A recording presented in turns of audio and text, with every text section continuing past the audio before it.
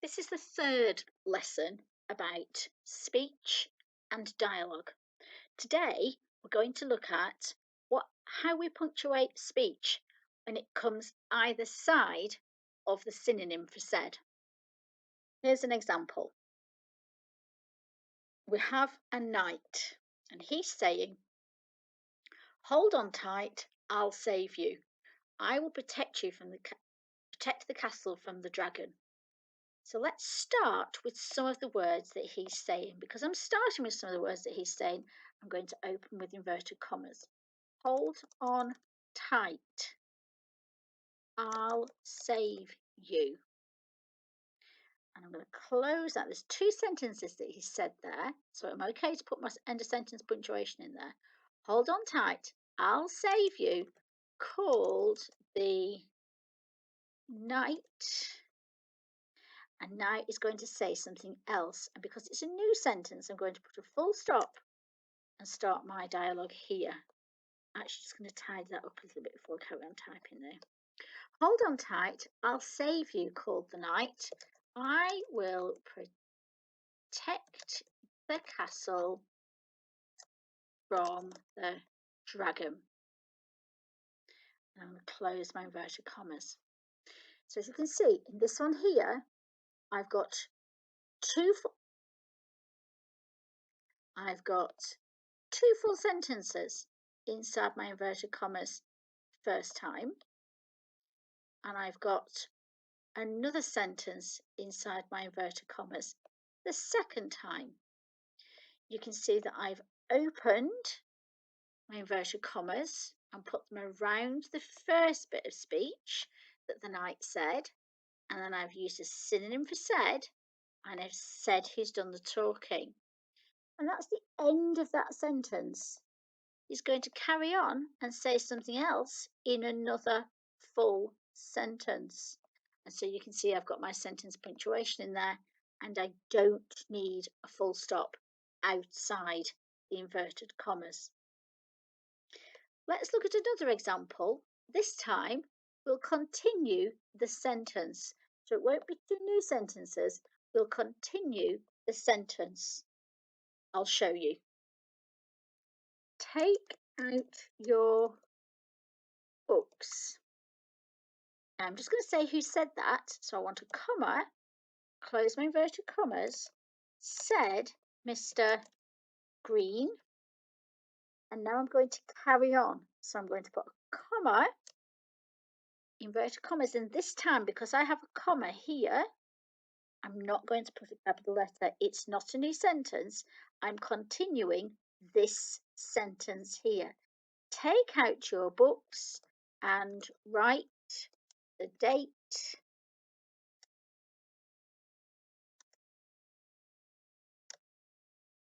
please. So let's look at that one. Everything that he said is take out your books and write the date, please. Now that's one full sentence, and it has been split by me saying who is speaking. So I've got inverted commas at the beginning, a comma to say the rest of my sentence is coming up, and then close the inverted commas because he stopped speaking. I've indicated who's talking. I'm giving a clue that the speech is about to start. Putting the inverted commas around the speech, but there's no capital letter this time because the sentence follows on, and then finish with the end of sentence punctuation and the inverted commas. So the whole thing that Mr. Green says is take out your books and write the date, please. One sentence split with me indicating who is doing the speaking. That's quite complicated. Let's have a look at another example. Here we've got a robber. Let's see what the robber has to say for themselves. I'm going to start off by giving them something to say first. Don't make a sound. He hasn't finished. He's going to say something else in a minute. Whispered the robber. Now he's going to carry on speaking. He hasn't finished, so I can put a comma and open my inverted commas again to tell you the rest of the thing he's about to say. And we might just get away. So let's give that a look. I've started with my inverted commas around the words that he's actually started off by saying. He said, don't make a sound and we might just get away.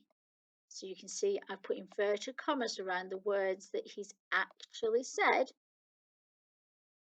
And because I've split that sentence with that little indication of who is speaking and how, I need some additional commas. I need this one here, and the additional one is this one here to say the speech is about to continue. And because the whole sentence doesn't end until the end of my sentence here, I do not need a capital letter there. Now that's a little bit trickier, so we might need to just spend a few minutes having a practice. Let's see if I can find the work.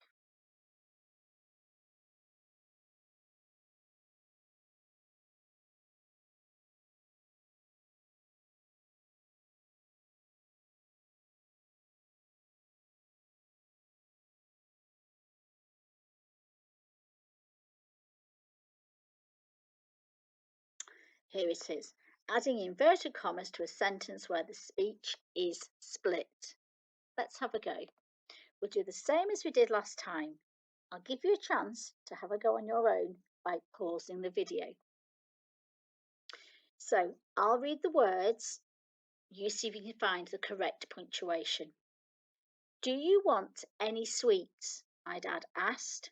I'm just about to go to the shop. So let's think about the words that Dad has actually said. Do you want any sweets? I'm just about to go to the shop. He said 2 sentences. Can you find the one that is the correct punctuation? Do you want any sweets? My dad asked. I'm just about to go to the shop. Okay, this one's for you on your own. I've had enough, shouted Grandpa. I'm fed up of you playing video games. I've had enough, shouted Grandpa. I'm fed up of you playing video games. Pause the video and have a think. I've had enough, shouted Grandpa. I'm fed up of you playing video games. Here's a new one. I'm scared, my brother whispered. Do we have to go on the ghost train? I'm scared, my brother whispered. Do we have to go on the ghost train? Pause the video and have a think. I'm scared, my brother whispered. Do we have to go on the ghost train? When you ride your bike to school, explained Dad, you must always wear your helmet. Think about the words that Dad has said. When you ride your bike to school, explained Dad, you must always wear your helmet. Pause the video and have a think. When you ride your bike to school, explained Dad, you must always wear your helmet. I had a great time at the fair, said Ian. The waltzer was my favourite ride. I had a great time at the fair, says Ian. The waltzer was my favourite ride. Pause the video and have a think. I had a great time at the fair, said Ian. The waltzer was my favourite ride. I had a great time at the fair, says, oh, that can't be right. I had a great time at the fair, said, oh, that can't be right. I had a great time at the fair, said Ian. The waltzer was my favourite ride. Adam is very good at multiplications, explained the teacher, but he needs to improve his division. Pause the video and have a think. Adam is very good at multiplications, explained the teacher, but he needs to improve his division. Don't feed the monkeys, said the zookeeper. They have a special diet. Don't feed the monkeys, said the zookeeper. They have a special diet. Pause the video and have a think.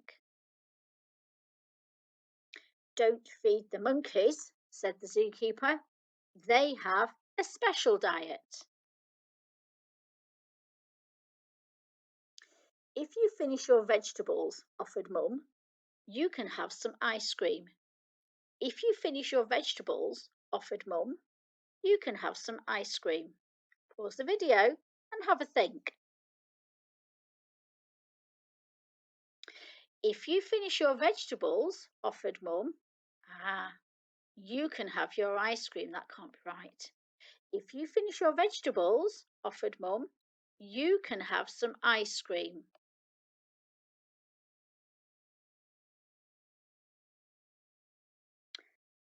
So,